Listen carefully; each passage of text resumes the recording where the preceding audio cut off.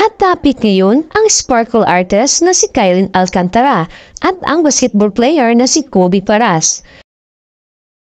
Happening right now on Showbiz Balita. Mas lalong umiingay ngayon ang intriga kina Kylin at Kobe. Ito ay matapos na i-repost ni Kobe ang kanyang IG account ang mismo litrato ng dalaga at nag-iwan pa ito ng magandang komento sa comment section. Bago nito, ilang beses nang tinanong ng netizens ang tungkol sa serious court kina Kylin at Kobe. Nagsimulang umugong at umingay ang dating rumors na napansin ng mga netizens na nag-post sila ng kaparehang identity sa kanilang IG stories na tila na sa isang restaurant.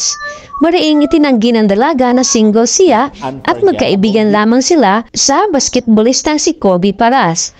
Samantala, noong June 25, namataan si Kylin na nag-night out party sa BGC sa Tanguig City at nakijump sa stage habang kumakanta ito. Kasama niya ang mga kaibigan sa isang bar, ngunit pumalagta sa mga netizens nang nakuna ng video na nakasama rin pala ng dalaga sa gabing iyon si Kobe na nakisayaw rin sa party night out nila.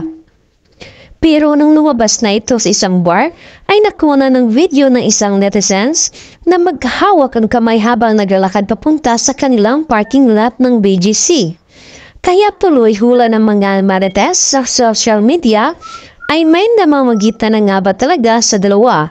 O ito na ba ang simula ng kanilang dating moment? O totoo nga ba talaga ang chismis? Sa ngayon ay wala pang pahayag ang dalawang magkabilang panig na sina Kylin at Kobe hinggil sa video na kumakalat ngayon sa social media.